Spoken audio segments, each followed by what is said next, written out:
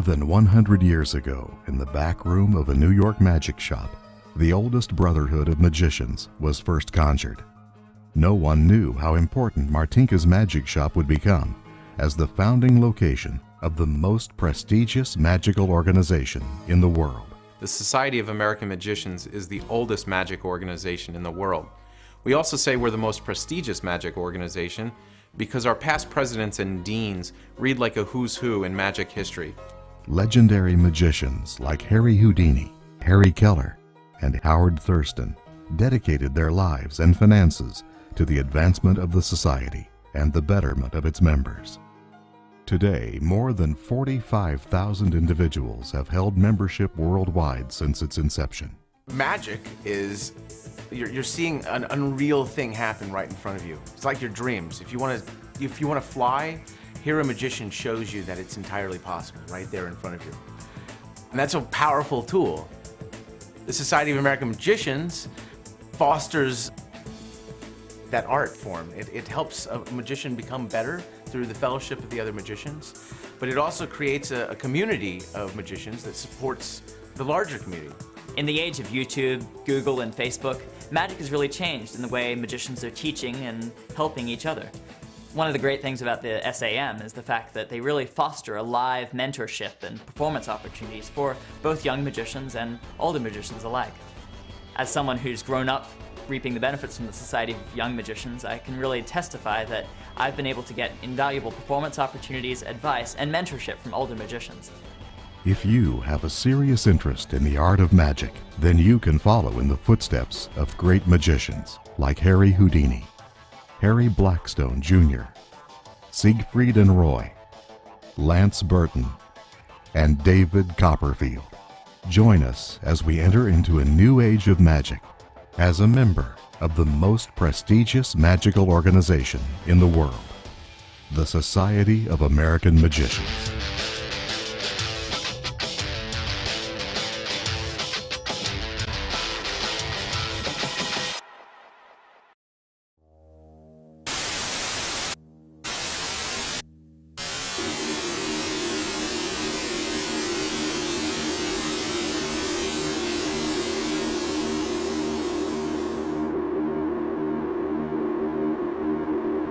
Welcome to Assembly V1.1. This assembly provides live monthly meetings with video broadcasts, as well as a chat room so all members can interact in real time.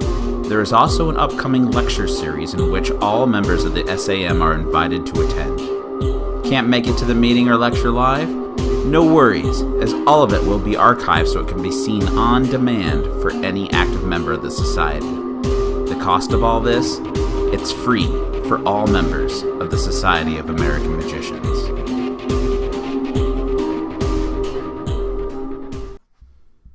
Welcome. Welcome, my friends. Assembly V1.1, March 2020. That's right. Episode I'm 44. Joel Batman Zaritsky. I'm and John. With me is... I'm John. Nice to meet the you all. Master Blaster Midgley. The Master Blaster. And John, you just got back from the Winter Carnival in Pigeon Forge. I did. I just got back a few hours back. I see Tommy J's in the room. I just got to meet him face to face. And yeah, that might be the last in-person convention for a little bit. Yeah. I think we need to talk about the elephant not in the room. Yes. For those who are watching this at a future time, within the past week, we've had a pandemic called the coronavirus that has basically shut the country down in terms of people are losing gigs. Conventions have basically stopped. FISM North America has been canceled for the moment. Yep. They're not sure when it's going to be postponed to. As such, the National Council meeting that was going to be held in Quebec and the banquets, that's all been canceled for the foreseeable future. Because, like I said, this is the beginning of a pandemic that has just started, and we're not sure where it's going to go. And for those who don't know, I'm here in New York. The Grocery stores have been pretty much picked clean. And we're here. We're here, and we're happy to be here. V1.1 talking to you, to all of you, and happy you're joining us, because a lot of people are going to be homebound now. And we're here. We're here. We want to stay connected to everyone. And we've all been talking, and we know that a lot of assembly meetings, and most assembly meetings, have actually been canceled, at least here in the Northeast, and I'm sure all around the country and the world. And again, we want you to stay connected. We're a family. And as a family, we've got to come together. So, John, if we can talk about absolutely, what we can do in order to help the assemblies. And once I started seeing that pop up in the feed, I reached out to Joel, and we were like, what if we offer this kind of a service so that the assemblies can still meet just in a virtual setting? So we went ahead and thought it'd be good to offer that for every assembly that would like it. We will help coordinate that for them. Yeah, if we've been using, at least for the past couple of years, we've had an account with Zoom.us. We've used it for every executive board meeting, National Council. We've used it for all the regional vice president meetings. We've used it for all the committee meetings. It's high quality, it's great audio, and it's very simple to use. Mm-hmm. And there's a lot of great features with that system. Like I said, we've been using it for years now. There's a couple options that are available to you to use it. First of all, for those who haven't used it before, it's free. Now, it's free if you want to have up to 100 people for 40 minutes. So if you want to go on and sign up, you can have a 40-minute meeting. The second option is, if you want full control, it's $15 a month, and that gives you basically you can have a meeting up to about 24 hours. That's a long meeting, but you can have a meeting for 24 hours. The third option, and this is what we've been discussing, and that is we can set it up for you free of charge. Right. That is you would email us when you would like to have the meeting. You would email us the members that you want to join, and as long as we have that time available, we can set up the Zoom meeting for you. Now, there's a couple benefits to that. First of all, obviously, you can have interactions now with all your members, right? Especially for your older members, who you definitely need to check up on, please. But to keep in constant communication with them. But the meetings can be recorded. That is, when you're done with the meeting, we'd send you the link, and you'd have actually a video copy of the meeting. Mm-hmm. So if you want to, we're throwing that out there. Again, we want you to be connected. And that's our motto, the MUM, Magic, Unity, and Might. So we're really trying to get to those core values of elevating the art of magic and supporting magicians and keeping that going. Yeah. I don't know if there's much else to say on that. Yeah, well, like I said, we're here to help you. And again, we don't know how long this is going to last. Right. We really don't know. We'll take it in strides and support each other. And exactly. Yeah. It may be a month, and maybe 2 months, and maybe who knows. I just heard they just canceled the New York City schools until April 16th, and they're not even sure if they're going to open for this year. So we're in new territory, folks. That's right. We're in brand new territory. But don't you worry. That's why we got it. Because tonight's meeting's not all doom and gloom. We're going to have some great fun. Absolutely. Speaking of great fun, should I introduce our surprise guest? Please do. Yes. Talk about someone who emulates our motto. Man, this guy puts in a lot of work. He's looking behind himself right now. Ladies and gentlemen, I bring you not worthy. Bruce Calvert. Not worthy. First of all. Oh, no. Here we go. I'd like to welcome our newest life member of the Society of American Magicians, John Midgley. Hey!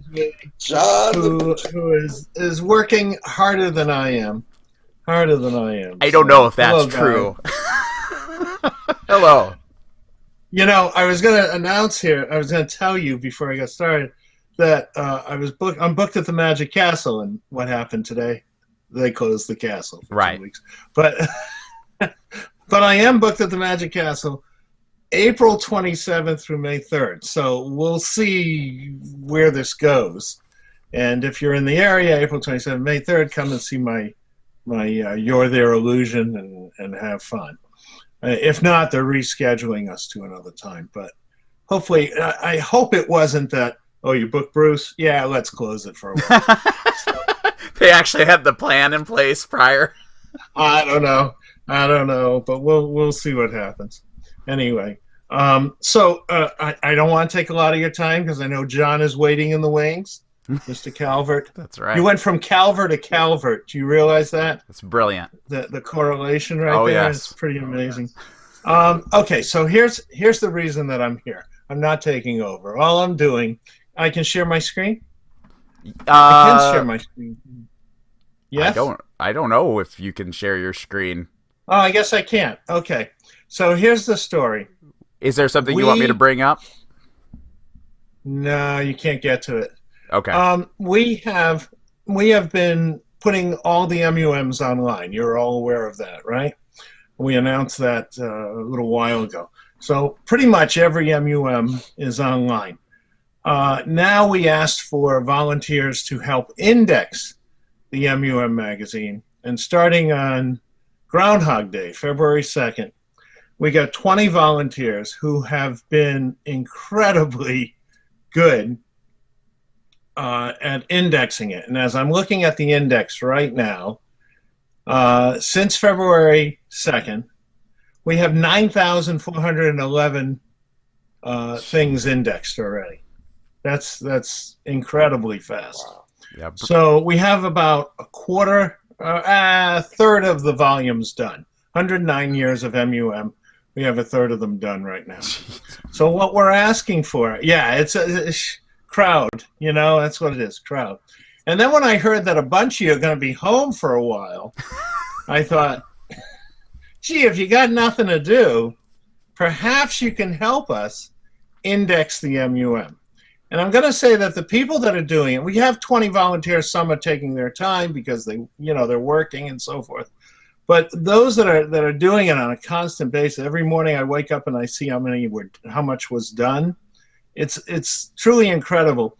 But it's funny that as you can tell when they're deep into reading the articles because they start slowing down. And as they're slowing down, you're seeing, oh, there must be something interesting coming up. And I see what they indexing. Oh, yeah, that's really interesting. So what happens is you start learning all the stuff that's in MUM, and they're fascinated by it. So here's what I'm asking. I would like, because as we get more modern, the pages are longer.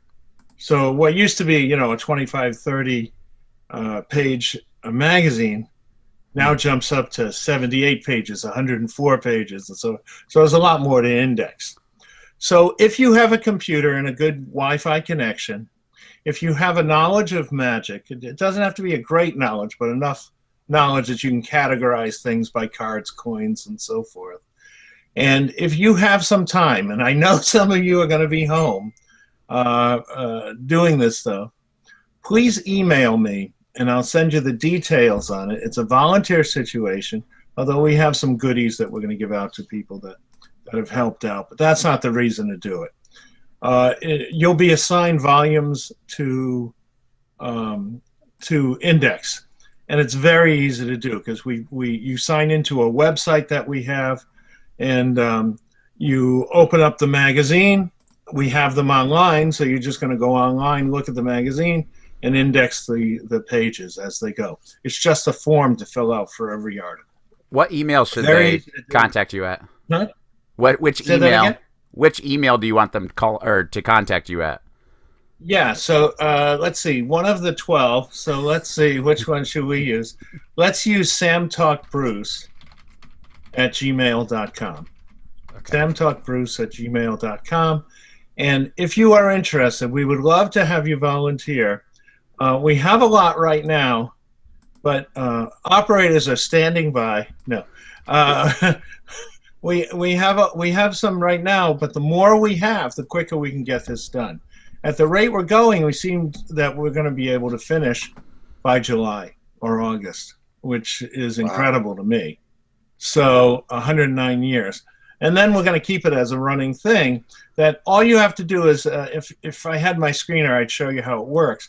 But if you go, once you go to the magazines on our website, there will be an indexer right there for you to put in what category, who, what cover story, any of that is going to be divided all sorts of ways, and you can look up anything. So we're looking for volunteers.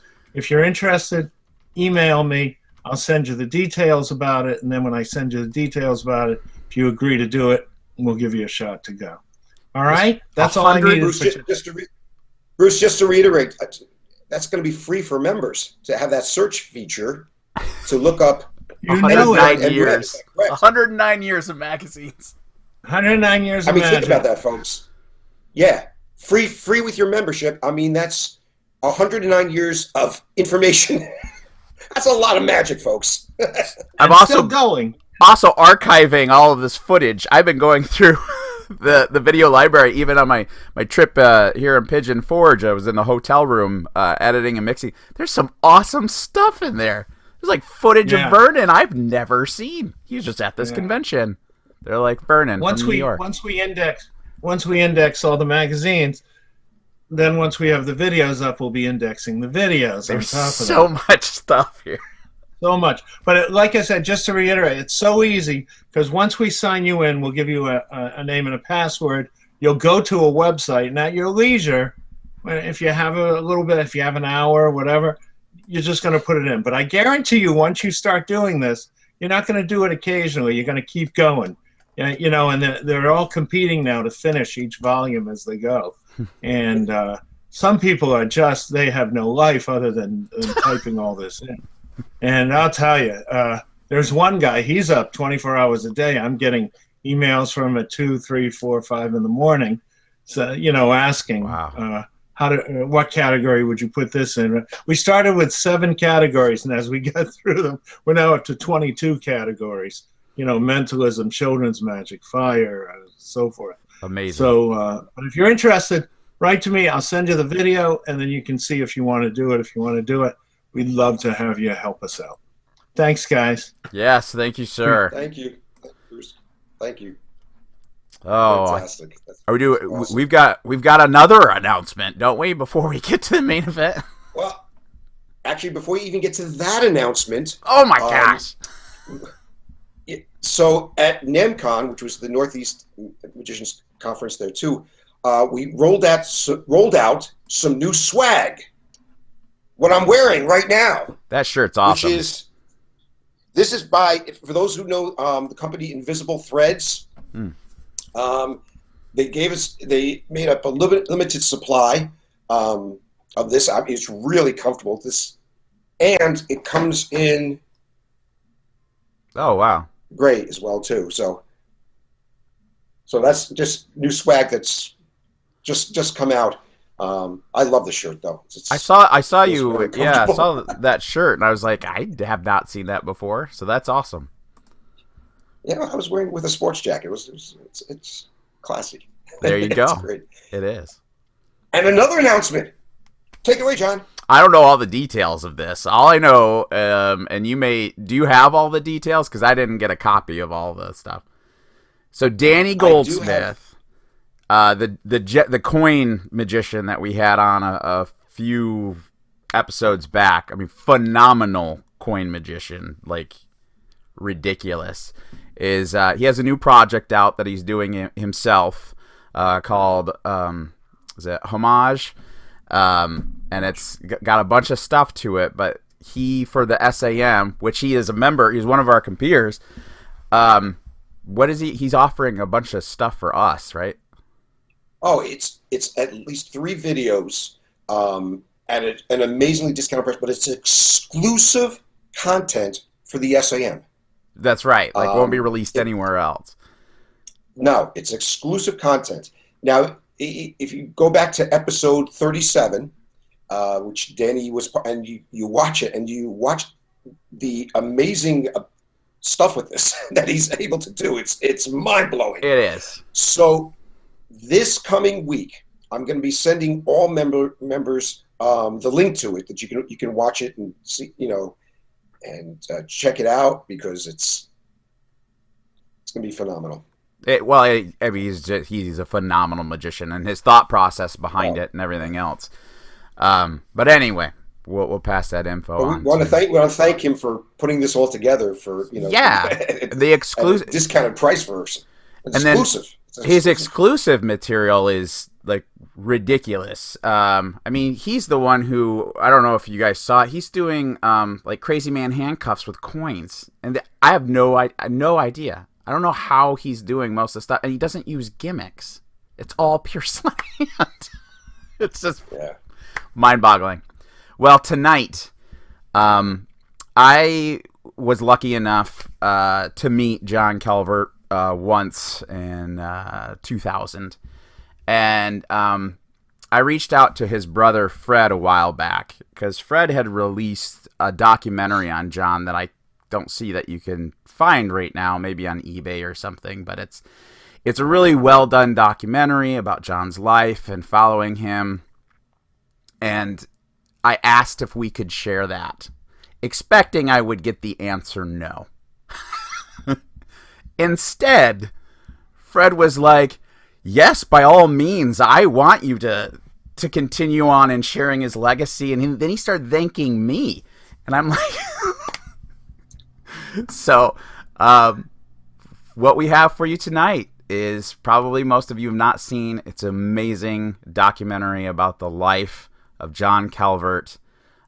He was performing up until, I think he was 102 when he passed. He did a show on his 100th birthday. Yeah, there's the man right there. He was in several movies, and he was a prankster. So the one time I got to meet him, he was going to Kalamazoo, Michigan to do a lecture at the Timid Rabbit Magic Shop. And he got lost in Kalamazoo, and he had this huge van that he was driving around. And the police stopped him because he was in a bad area. And they were like, what is going on here? And so they escorted him to the shop because he didn't know how to get there. So they escorted him to the shop, and then my mentor, Tony Gerard, sees the police come up with John Calvert and is like looking out the window wondering what's going on. And John was thanking the police officer, would you like to see some magic? And like, sure, yeah. And so John is it illegal for me to do this? He kept vanishing a coin. Is it vanishing a coin? Tony sees from the window John steal the cop's watch.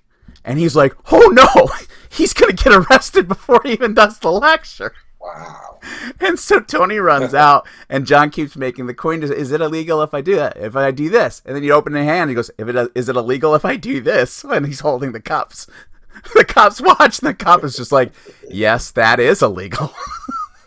Good gracious, man. But anyway, let me get to the main event.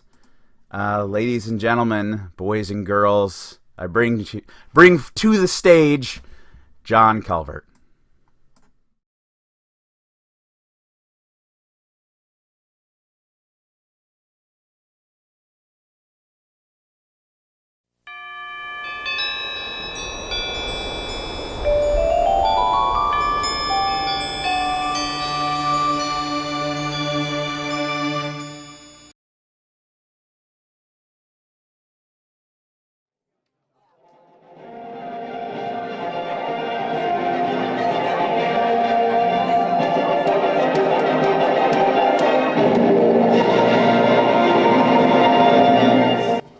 Legend in this land about a man of magic who challenges the skies and sails the mighty oceans.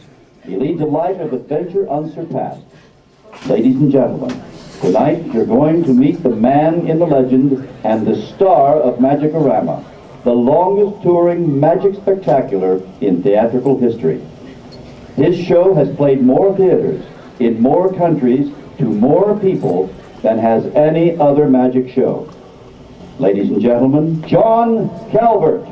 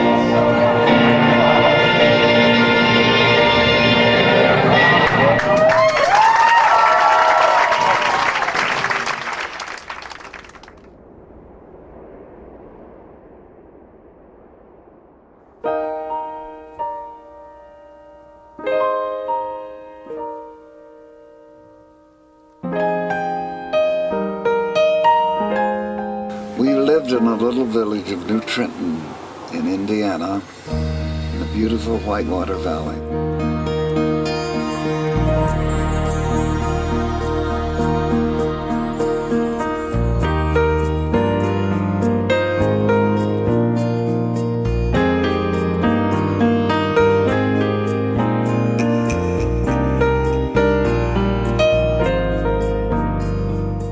When I was a little boy, at the age of 8, my father took me to Cincinnati to see the wonderful Howard Thurston show.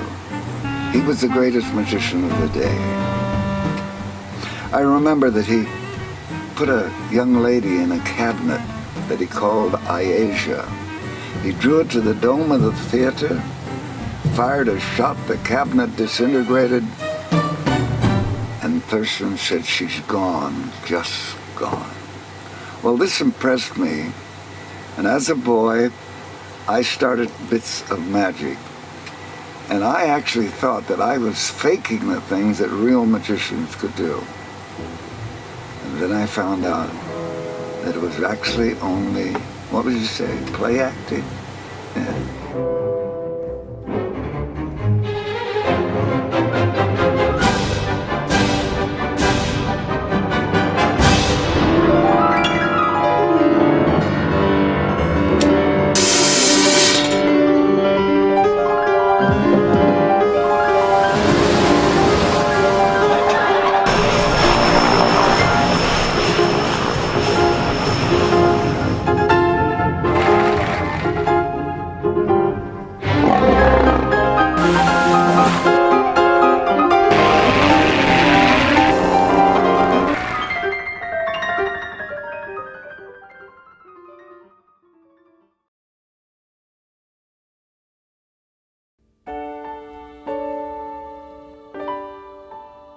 My mother had 3 chickens.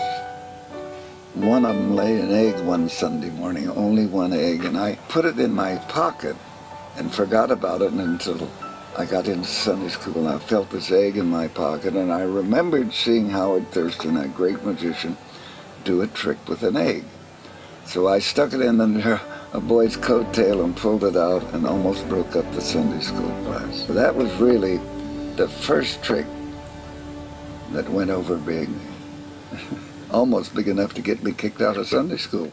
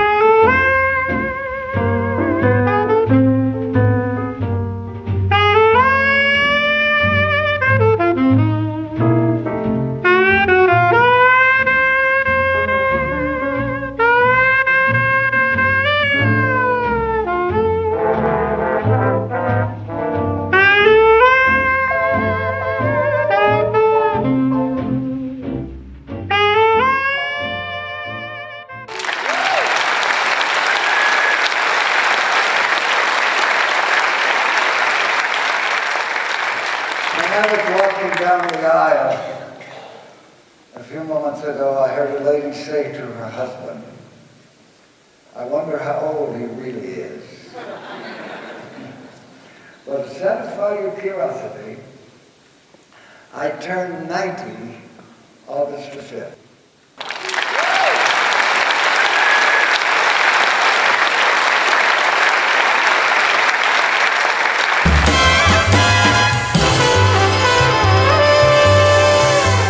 I enjoyed very much the visit to Siegfried and Roy's show. It's really a great production.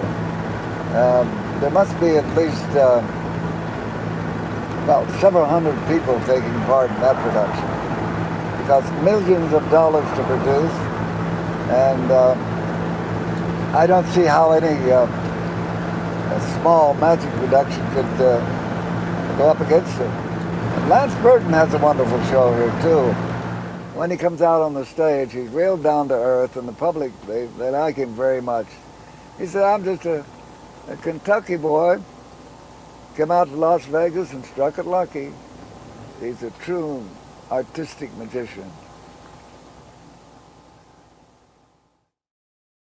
I have a friend that travels with me every place I go, all around the world. At sea, he is my first mate. When I fly, he's my co-pilot. And I'm the only one that can see him. Now, if you'd like to see him, I must borrow a gentleman's handkerchief. A large one, a white one, a clean one, if you please. Okay?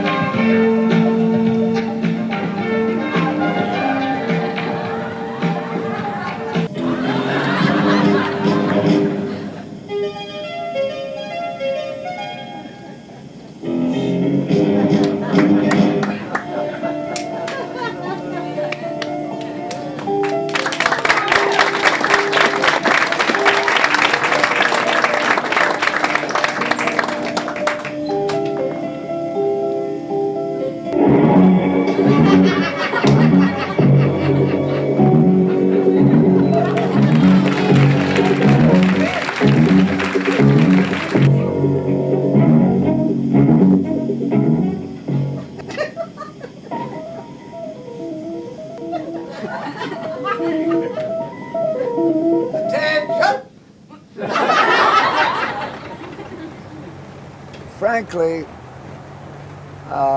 when we played Las Vegas, one thing I didn't like about it, I felt like that I was being part of the bait to bring people here to lose their money.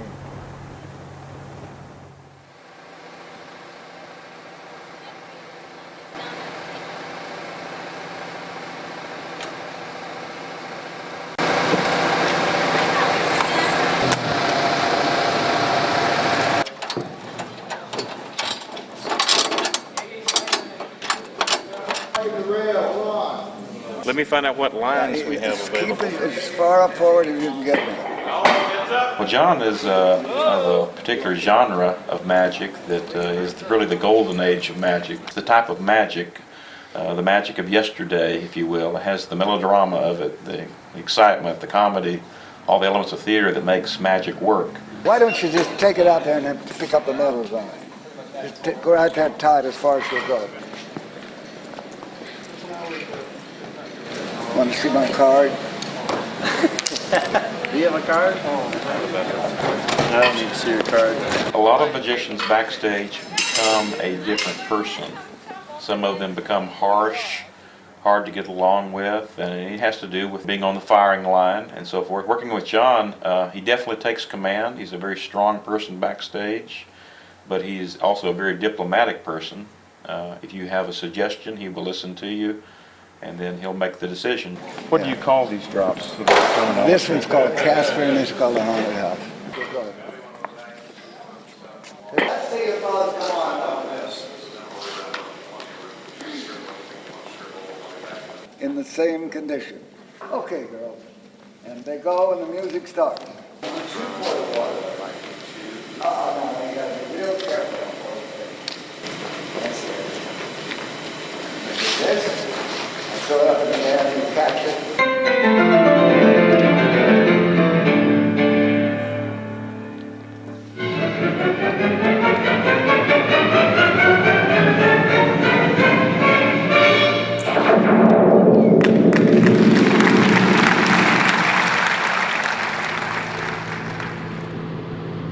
So many people ask me, how do you become a magician? Well, the orators of old would go down to the beach and put pebbles in their mouth and vocalize until their voice would ring out over the roar of the ocean.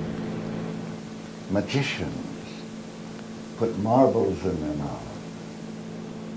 Occasionally they lose one. And when you lose all your marbles, you're a full-fledged magician.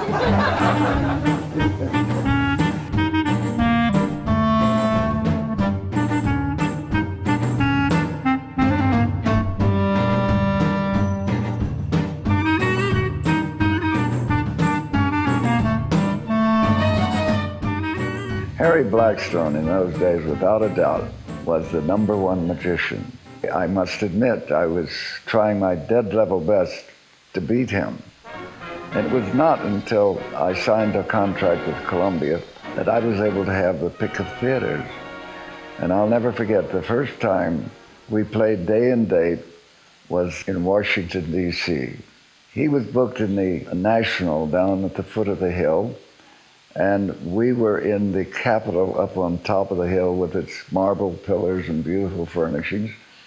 And one Saturday afternoon, we had a matinee, but Blackstone did not. So he came to see our matinee. And after the show, he came backstage and he said, "John, that drum was the best illusion in your show." And then he paid me the greatest compliment he could ever pay. 3 weeks later, Harry Blackstone had a drum almost like mine in his show.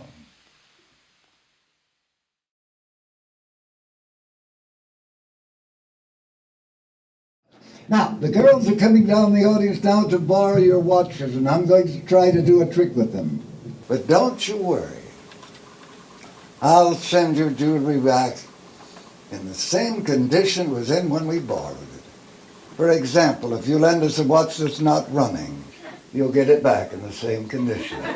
Still not running. Okay, girls.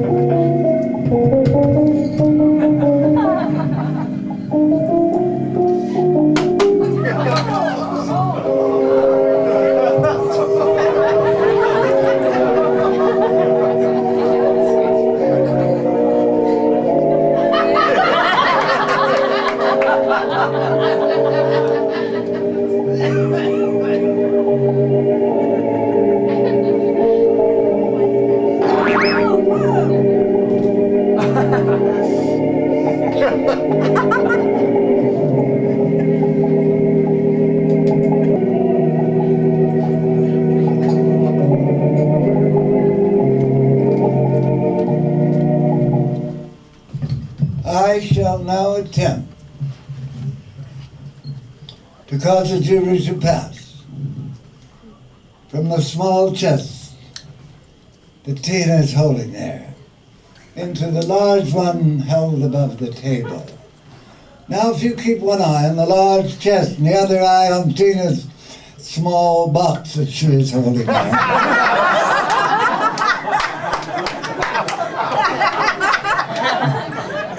Then you will know exactly how it's done, but you might get cross-eyed.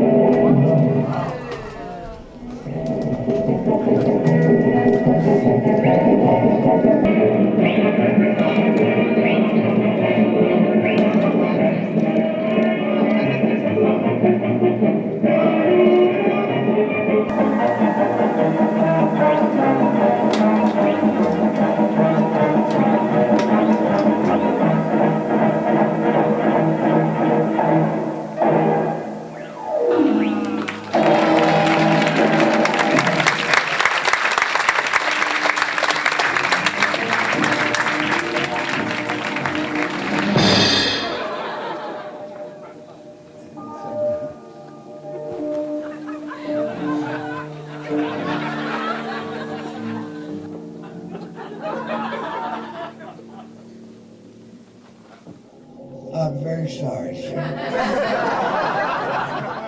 Would you accept Tammy in exchange for the watch? I'll toss her in the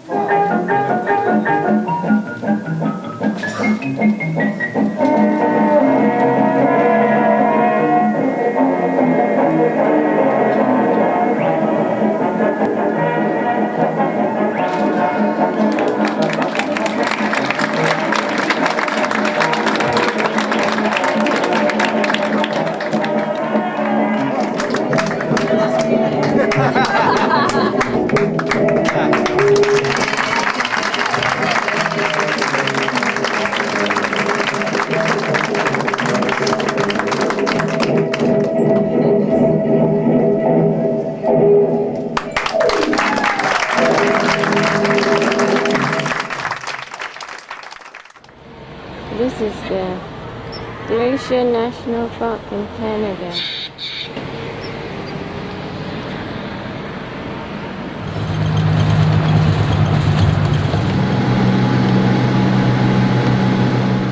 The Great Continental Divide, elevation 5,879 miles.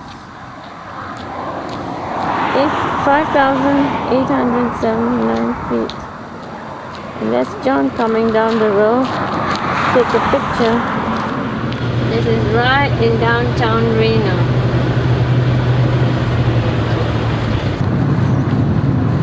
This is Lake Tahoe.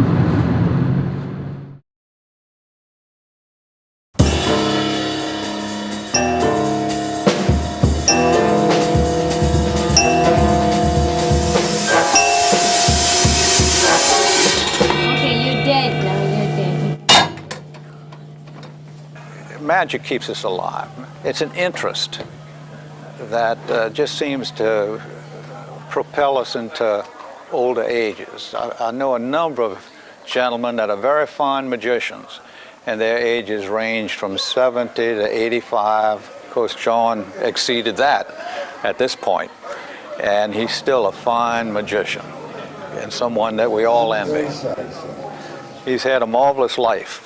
Of course, I knew of John Calvert as the actor, and his parts in the movies, and I remember him playing the Falcon. And it wasn't until later, probably around the time I became involved in magic, around 1947 or so, I can remember today an article that was run in Collier magazine about John Calvert the magician, with a series of pictures. It was very interesting in that it was a sort of a shadow box, and it showed a girl getting into it, and it looked like she was disrobing. And then when the curtain was pulled, it was John Calvert standing there. So that people can see. Pull it, tie a knot. He's had a marvelous life. I don't know if you've ever read his life. He's published a book of his adventures, and in my mind, he is the world's last adventurer, true adventurer. He's lived through an era where he was actually attacked by pirates on the China Sea. A boat that he was living on was actually dragged across the deserts in Africa to get to the other body of water he wanted to reach. I don't remember the details of it, but it's fascinating. He's lived a charmed life, and he's the most interesting man I've ever met.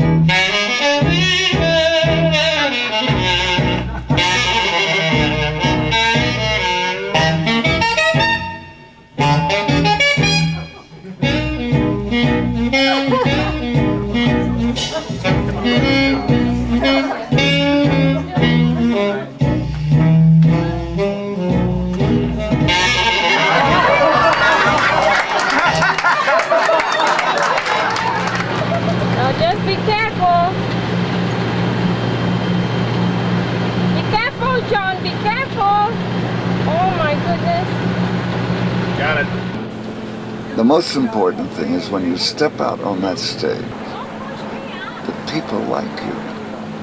If they like you, they will like what you do. If they don't like you, you probably won't ever have a fan club. You have to be humble. You have to know that the audience appreciates what you're doing, and you have to convey to them that you're enjoying what you do.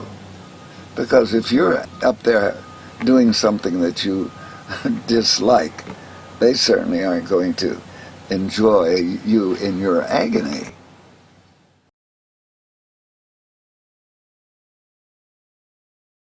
John came to Singapore in 1960.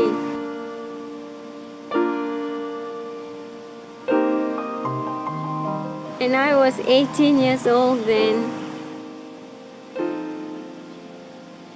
He was ready to do a big show. He wanted good-looking girls for the show. So he got an agent, and her name was Bobby Costello, and she came to the studio and asked us girls if we wanted to be in an American magic show. I said, sure. We ended up in rehearsals and how to walk on the stage and stand, and no backstage Johnnies, no going out with the backstage Johnnies. And so from Singapore, we went to Malaysia, and then we went to Borneo. That was all part of Malaysia. And then he asked us if we would like to go to Thailand. So we were so thrilled that we were chosen to go to Thailand.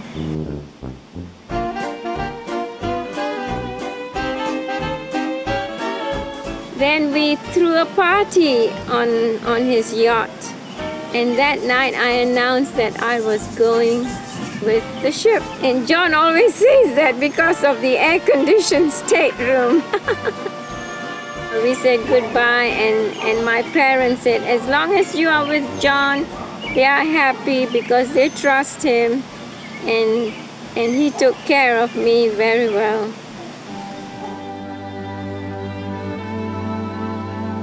Well, we've traveled all over the world: Europe, England, the Mediterranean, India, and then we got to America.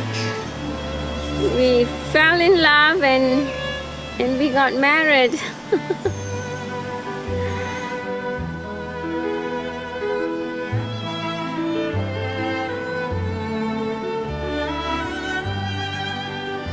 If I had to do it all over again, I wouldn't change anything.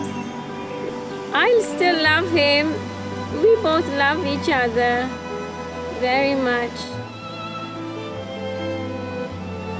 He's a very determined guy, and when he wants to do something, he does it, and I go along with it most of the time.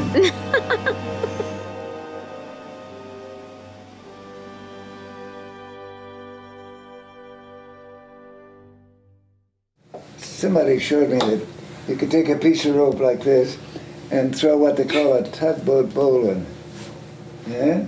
Yeah. No. Well, here, do this. I do it. No, I want you to tie this. Just take it like this. And tie this around my hand right here. Tie it. Tie it and pull it into a good knot. Tight. Never tight it. Real tight. That's fine. No, would you mind to stand right over here? No, you better get ready. No, you better no tricks. You better get ready. I think this is it. Here, hold this thing.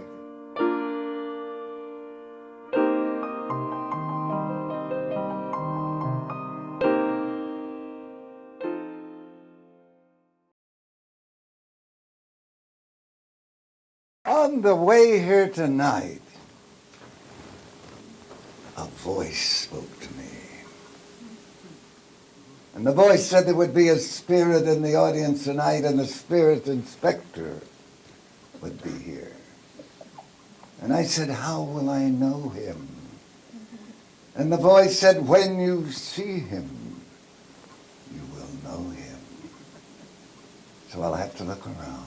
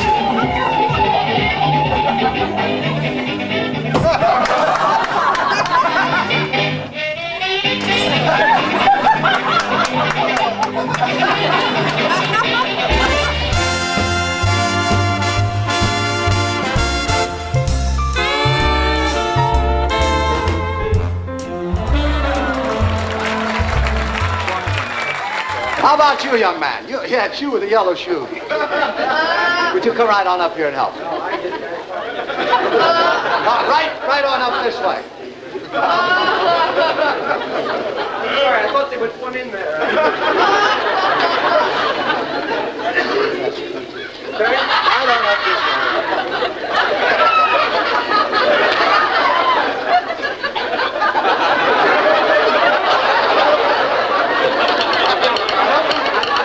I see you're a little nervous. Yes.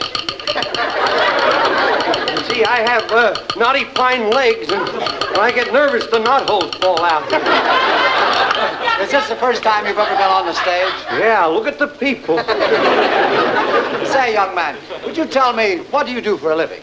I'm a plumber's assistant. You're a plumber's assistant? Yeah, plumber's running my family. I want you to stand right here. I'll be back in just a moment. Oh. Now, don't touch anything. Oh, yes, sir, I'll stay. Gee, a bazooka. I haven't seen one of those, boy.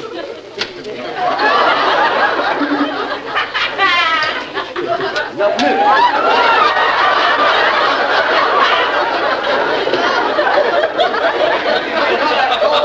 touch it. I'm sorry. All right, clean up all this stuff. I'm sorry. But you're lying to get away?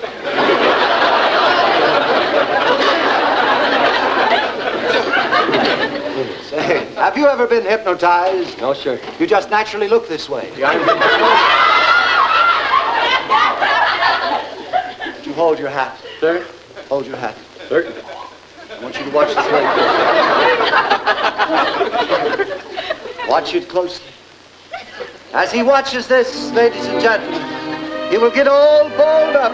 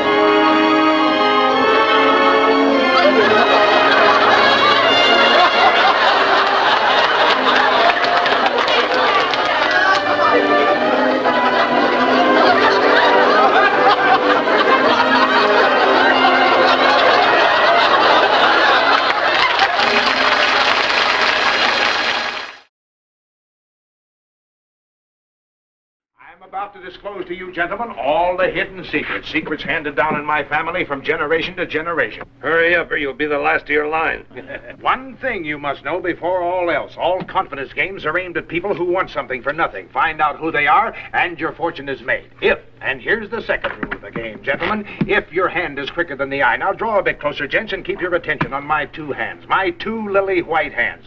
Nothing up my sleeve, in fact, no sleeves to have anything up. I have here 52 innocent-looking pieces of pasteboard. I select 3 of them, the king of spades, the king of clubs, and the ace of hearts. But I forgot, gentlemen, I forgot the spice of our little game, the $100 bill, my ill-gotten gains, which you so rightfully took from me. And which we're keeping. Very well, we'll use another one which even now...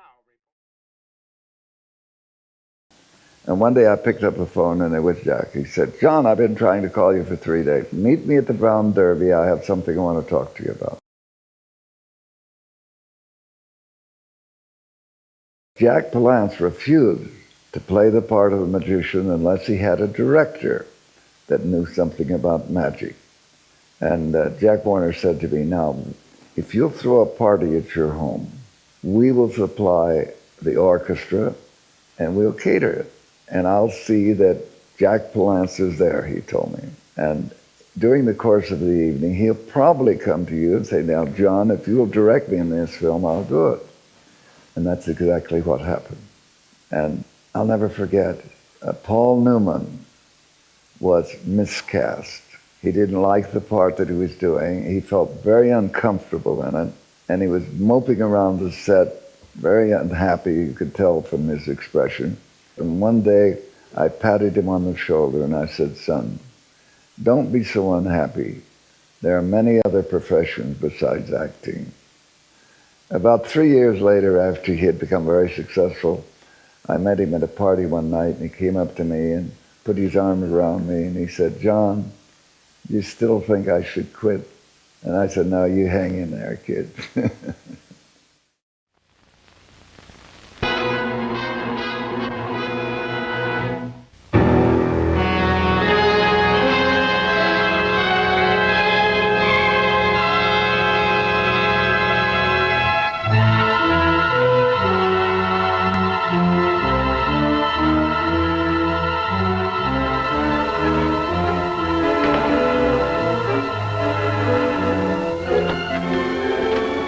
John Dallow's apartment? It is, sir. I'd like to speak with him. Is he expecting you? No, but tell him I'm with the International Surety Company, and it's in regard to some paintings that were stolen. Who can tell what it's worth, signore? An uncatalogued Montaigne. I understand. An uncatalogued Montaigne may be worthless. Then again, it may be priceless. Aren't you having one? No, I never touch it. I'll have a coat. I was just thinking, I don't really know your name. That makes it a pretty odd partnership, doesn't it? I told you my name was Lansing. That's another one that doesn't suit you. I'm afraid it'll have to do for the present. Where'd you get this painting? What painting? Maybe that'll help you remember.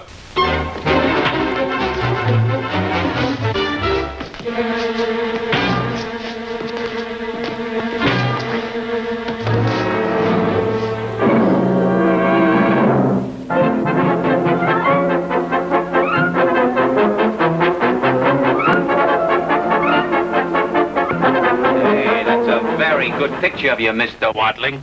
Oh, that's not me. That's a picture of John Calvert. John Calvert? You mean the great magician? Oh, he's not so hot. This is a picture of me here. Hey, he looks exactly like you, Mr. Watling. It hurts. What hurts? It hurts me to think that we've never met before. Just what do you mean? They may be of the opinion that your husband murdered Conroy, so you'd get the money. You're very beautiful when you're angry, but I was already aware of your charm.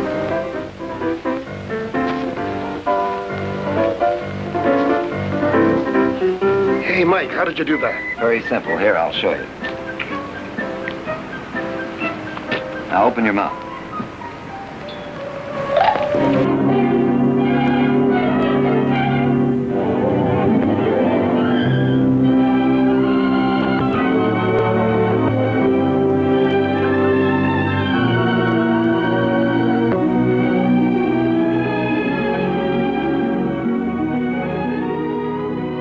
What does this fellow look like that said he was Michael? Watling. I don't know. I haven't noticed anything special about him.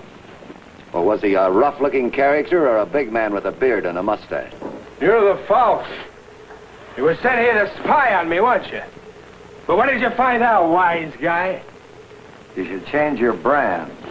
You're a brave man when you have a gun. All right, Watling. I don't need a gun for this job.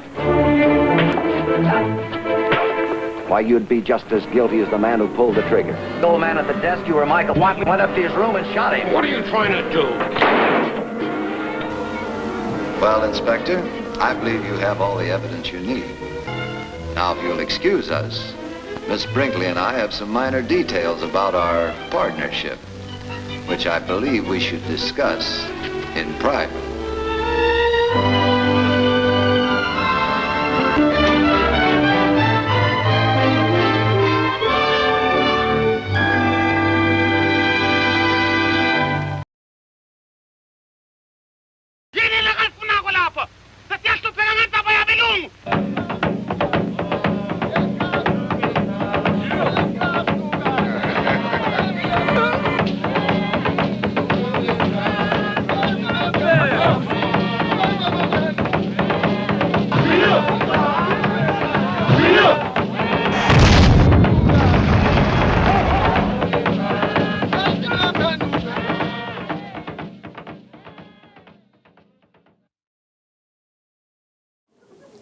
it's hardly fair to fool you without teaching you how to do at least one trick. Then at the next party, you can have a lot of fun. You can entertain your friends and fool them as well. And I'm going to teach you how to do a trick with a magazine. First, I'll fool you if I can. If I do, then I'll show you how it was done. And all you need for this trick is a magazine and a pretty girl.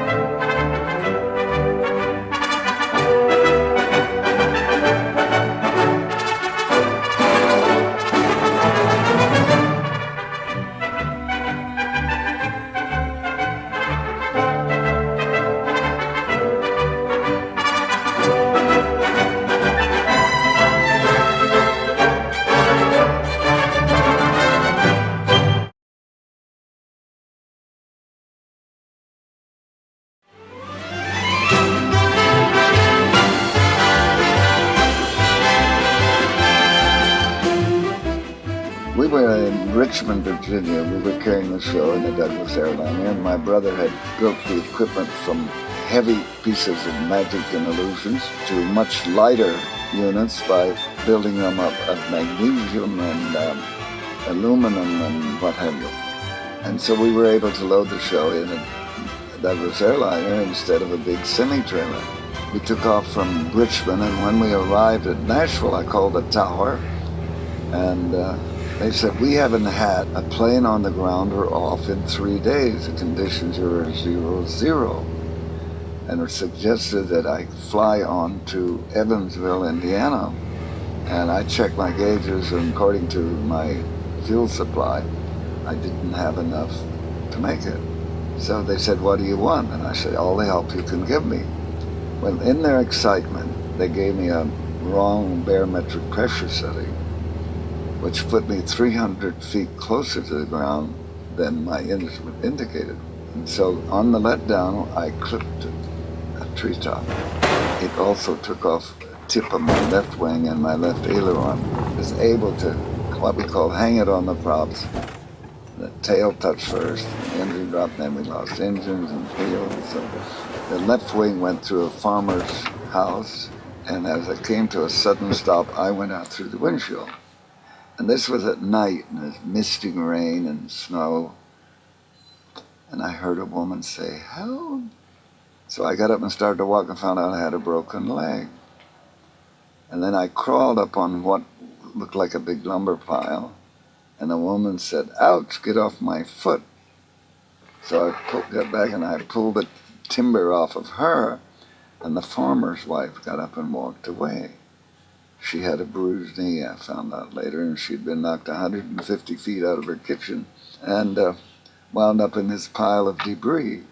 They immediately put me in an ambulance, and I got back out because I knew someone had to be killed. So we got everybody else loaded into the ambulances, and 5 ambulances screamed away, and there I stood hopping around on one foot. And a young man came up to me and he said, "Mr. Calvert, I'll drive you to the hospital." Well, the ambulances got there long before we did, and by the time I arrived, everyone had been checked out, and the doctor said to me, "Well, it looks like you're the only one that's hurt, except your co-pilot has a black eye and a couple of sprained ankles, and one of the young girls has cut her foot on either a piece of metal or a piece of glass, but she'll be all right." So I said, "All right, boys, get those illusions out of the plane." And they did, and we did a show the next night.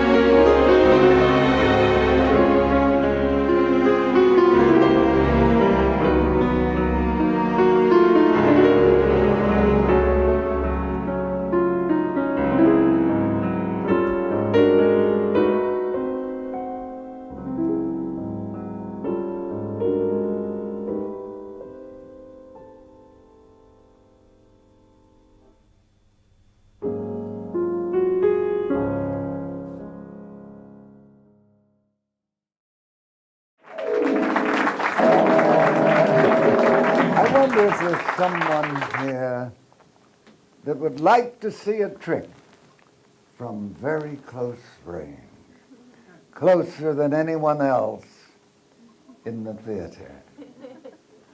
I always try to find a special person for that.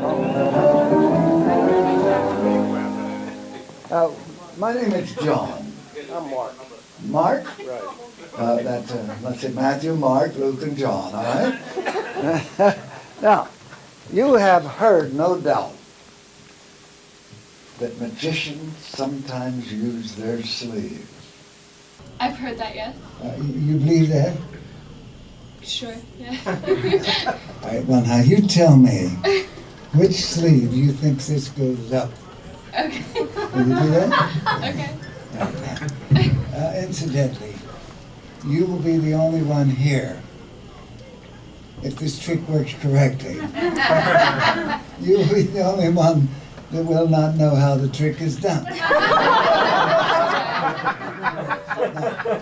watch the left sleeve or the right sleeve. Now we'll put it right here like this. Now you blow on it. Let's see. Which one you can point to? That one, all right?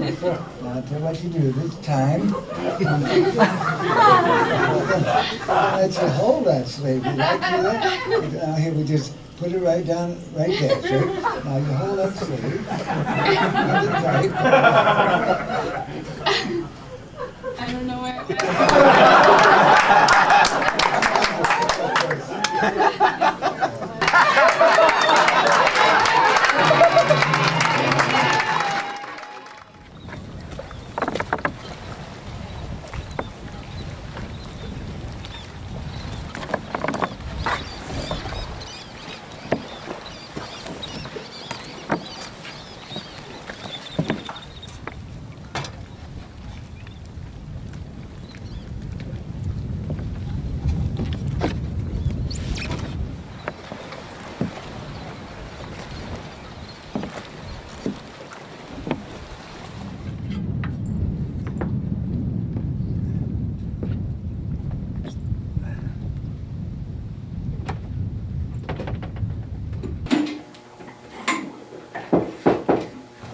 Many people have asked me how I could go from flying to yachting.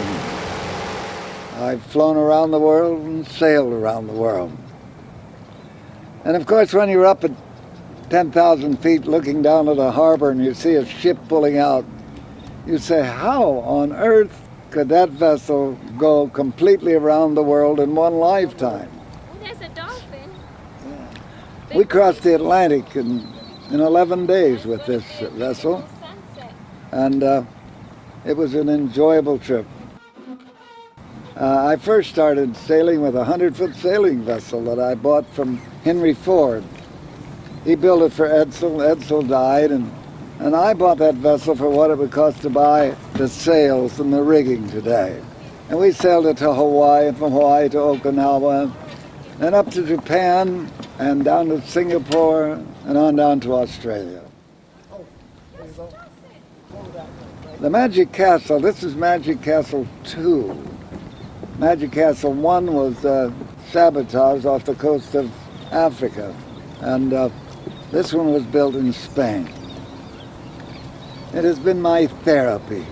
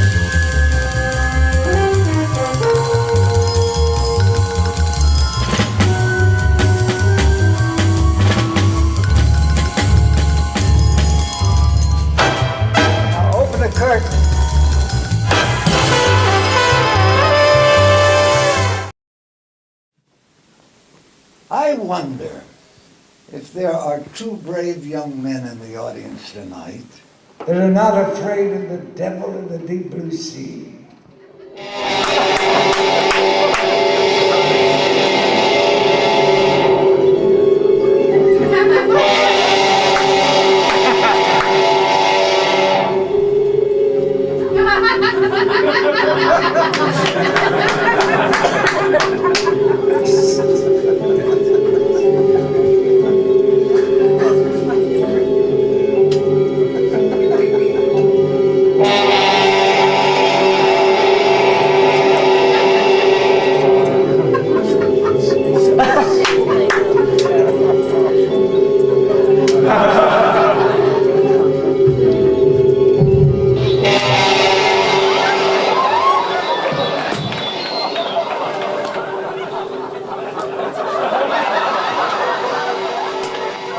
Have you ever had your head cut off before? Not lately.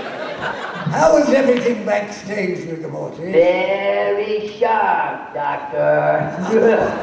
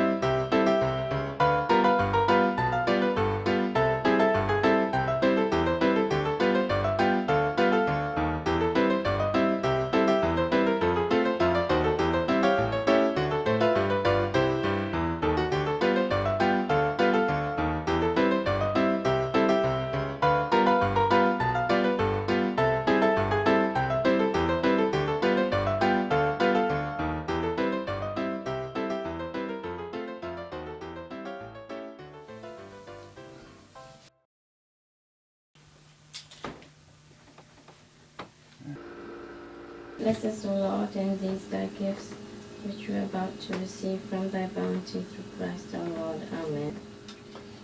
Did you ever hear the story of, who was the doctor down in Africa that took care of all the sick people? Dr. Schweitzer. Dr. Schweitzer. He came to the States one time and someone asked him why he rode second class on the train. And he said, because there is no third. And one time a pastor asking the blessing, and during the asking the blessing he said marvelous things about Dr. Schweitzer. After his prayer was over, Dr. Schweitzer said, I hope the Lord was listening.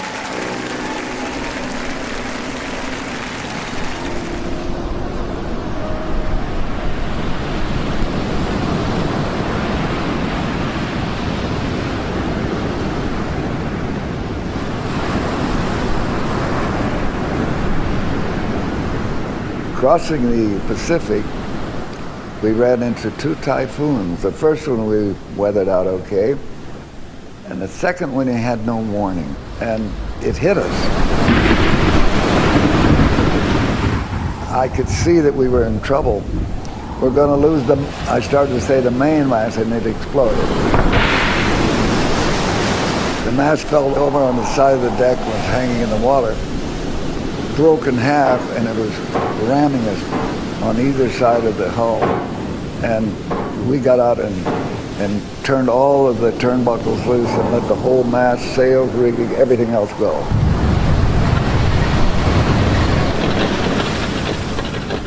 We powered into Okinawa. In Okinawa we had temporary repairs. We were hauled out of the water. And then we went down to Taiwan to have new masts made and new sails, new rigging. And while we were there, Generalissimo Chiang Kai-shek asked us if we would do shows for his troops. And so we spent 3 months in Taiwan entertaining his troops and American troops.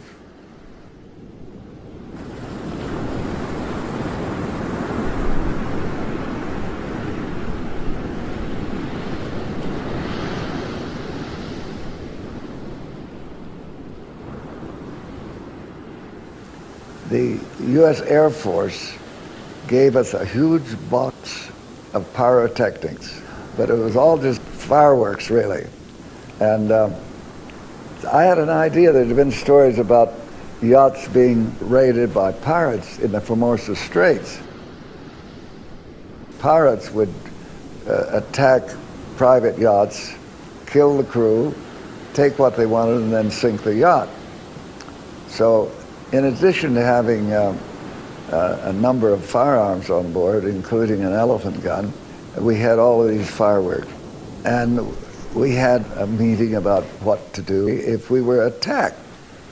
And one night, a first mate came to me and he says, "Captain, there's a strange-looking ship approaching us. But I'm not sure whether it's one or two." So I took the binoculars and finally I could see that it was actually two, one following the other. So there was no reason in the world why any ship should be approaching us head-on unless they were pirates. So I yelled battle stations. I put the best helmsman on the helm, and I gave him orders to head straight for the ships. And when we got within about 100 yards, they were just pulling the cover off of their deck gun. And I yelled, "Fire!" And they started lobbing these fireballs right onto their deck. And one of the pirate ships went to the right, the other one went to the left, and we sailed right straight between them. We kept going, and so did they.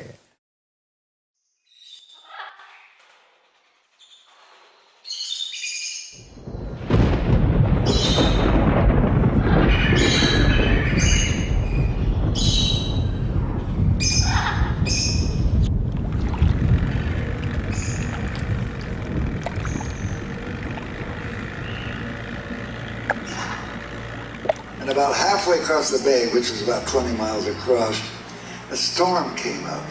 And I gave it the gun, and we hit a wave, and the seas opened up, and it started to sink.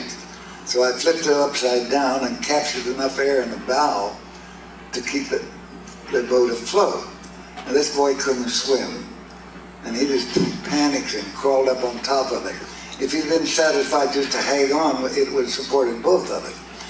But I was afraid he would drown, so I started to swim ashore to get help. And I got caught in a riptide, and it took me out to sea. And I was in the water for 15 hours and 45 minutes without a life jacket. Finally, there were 3 little sails way off in the distance. And I said, "God, send me the closest one. I can't last much longer." And that little thing started coming.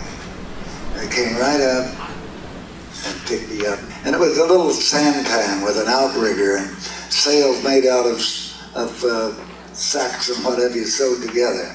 So they took me to this ship, and it was high up out of the water, a ladder hanging down the side. And as I climbed that ladder, I felt like an elephant. But before I left the little boat, I told the young fellow, I said, "You come to the police station tomorrow, and I'll have a present for you." So I bought him an outboard motor and a nylon sail. The next day he came back and said he didn't have a spark plug wrench, so I got him one.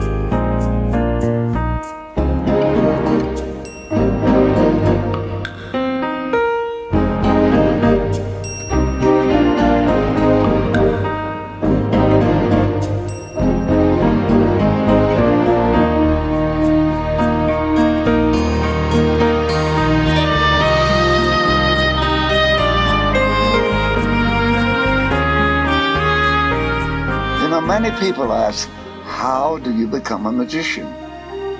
It's very simple.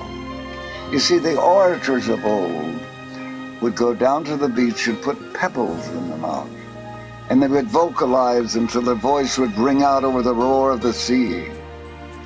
But magicians put marbles in their mouth. Occasionally they lose one. And when you've lost all your marbles, you're a full-fledged magician.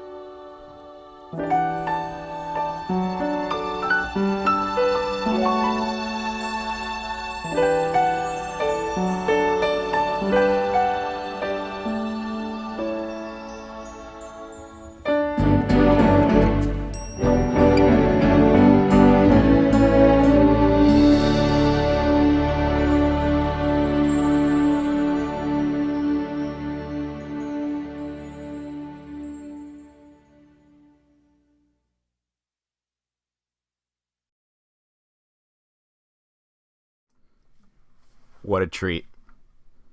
Wow. You know, watching that, I realized he truly was the most interesting man in the world. It's just phenomenal. I mean, what a life and what a career. Right. Yeah, it's just an amazing, amazing man. And he did perform on his 100th birthday, not at both locations. Not that I'm aware of. But just amazing. I also noticed at the end of the credits, I had not remembered paying attention. The special thanks section is filled with magicians.